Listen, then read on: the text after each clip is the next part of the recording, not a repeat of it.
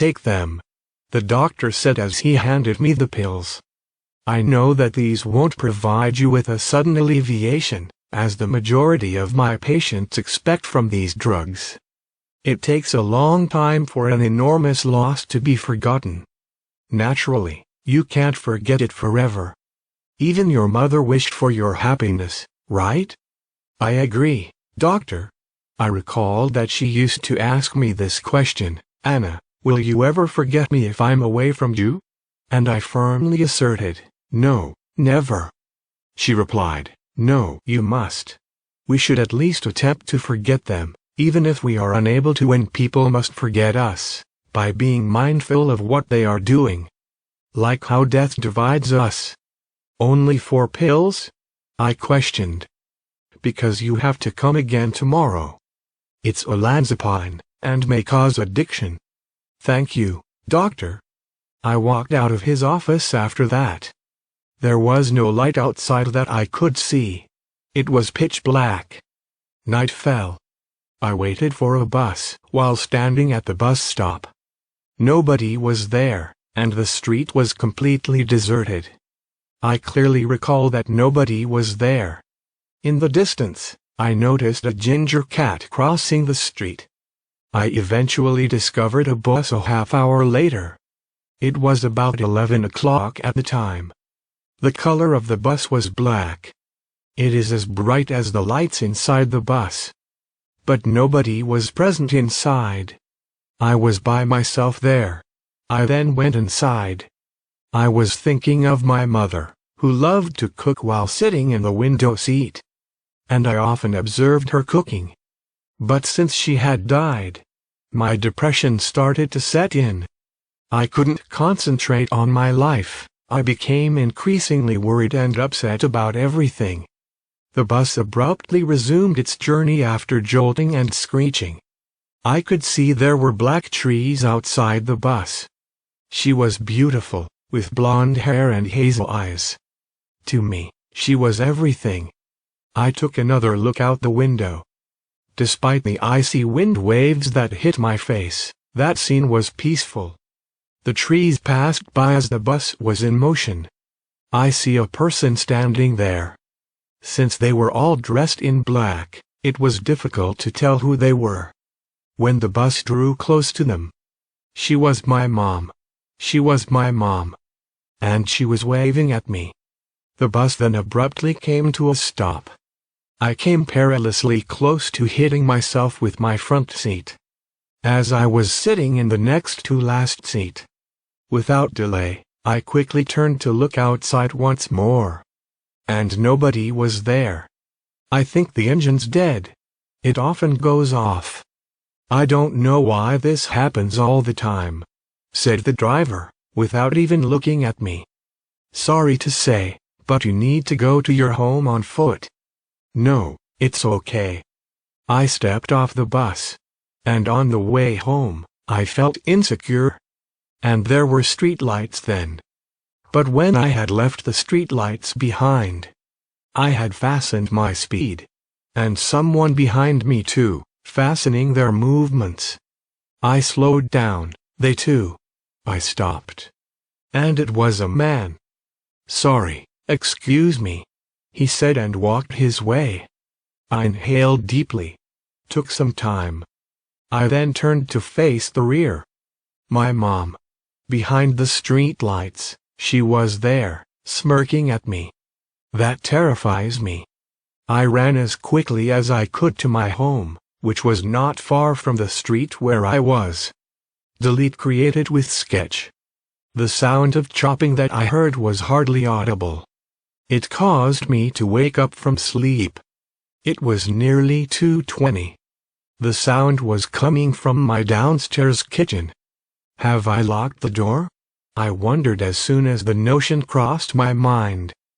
But then suddenly, I recollected that I frequently forget to close a window. I opened the door of my room. It creaked open. And then I heard something heavy fall to the ground. I flinched. And made a slow, steady approach to the kitchen. On the floor, I discovered a broken plate. Its pieces were scattered all over there. and I heard someone scratching something down the table. And the thing appeared. It was a cat. A cat. The same cat I saw at the bus stop. I gasped deeply. After that, I just sat on the floor and breathed, and observed the cat snooping around my kitchen. The kitchen was pitch black. My eyes could only adjust there because of the moonlight. I stood straight again. And when I turned, my mom. Delete created with sketch.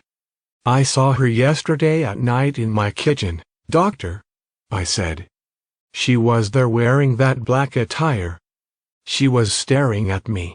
She wasn't smiling at all. I paused. I believe she's alive. She is alive. It is a kind of glitch that's happening to me. She died 3 months ago, but I feel that she's still with me. I know, the doctor said. This often happens. You see, when we think about a certain thing non-stop, we are just fascinated with it. And on occasion, we get much further into it. That is precisely what you are experiencing. That is as a result of your sentiments, feelings, and profound love for your mother. He paused. But, what did you do when you saw her last night? I hold it for a minute or two and saw the doctor in his eyes. He was different. He was curious. He wanted me to answer. I don't know, I don't remember. Okay, he said. It's fine. I am giving you the medicine of yours. But remember that the medicine won't work unless you want them to. You need to forget her. You understand me? I left his office. The following night, I thought about the doctor. The way he said "you understand me" was very peculiar. It was not like asking, it was an order. I got out of bed and researched olanzapine medication. And I found the symptoms of mental health disorders like seeing, hearing, feeling, and anxiety can be controlled with the aid of olanzapine. I took the laptop with me to the bed to read more about it. I tried to get as much information as I could. I read more about it while sitting on the bed with my laptop. Gathered as much information as I could. Even when my eyes were sleepy. I kept reading. And then I fell asleep. My eyes opened at about 2 o'clock again. They were hurting. And I have locked all the doors and windows this time. Yes, all. And there wasn't a window opened at that time. I was sure. The lights were off in my room and the entire house. Because of my habit. I knew that I have locked all the ways for coming inside, but still, the thing that woke me was the sound from my kitchen again. This time, it was the noise of something hitting constantly. Hitting on the chopping board again. Like someone was chopping vegetables on it. It was a familiar sound to me. I opened the door of my room. That time it was terrifying, not because of the dark, but I again walked slowly towards the kitchen. But I waited this time on the stairs. The first thing I did was breathing. And I then decided to just peek from the stairs. I breathed again, and moved my head a little forward to see my kitchen. I noticed nothing, but she was there holding a knife and slowly hitting the chopping board again and again, while she was looking at me. She knew that I was on the stairs, watching her. She was staring at me without blinking. I rushed upstairs. She was following me, too. I quickened my speed. She did too. I sped up the stairs. She was also chasing me. I increased my pace. She also did. She was gripping the knife hard in her hands. I locked myself in the bathroom. She was very close to catching me there. I kneed down on the floor and breathed. In, out, in, out. Then, after a minute or two, there was silence. Deadly silence. I switched on the lights.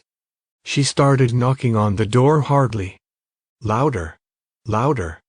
I made a quick decision, and instead of crying there, I opened the drawer and took the pills out of there. She kept knocking.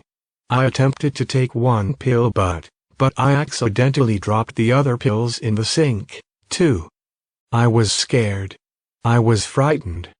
Her knowing was getting louder. And in a hurry I picked the other 3 pills, but I discovered one pill was broken or opened. It was undefined. Its drug inside it was quite visible. I had opened it. It was filled with the drug completely. I picked the other pill. I opened it. It was 2. They have overdosed. They have overdosed. The capsules had been tampered with and the dose was made much higher than the normal dose. And as far as I had read, an overdose can cause hallucinations. The knocking continued, and I discovered that it was the doctor. The doctor. He did this. The entire thing. I looked in the mirror and saw myself. And I thought for a while. I had thought of the question that remained. Why? And then, the knocking stopped.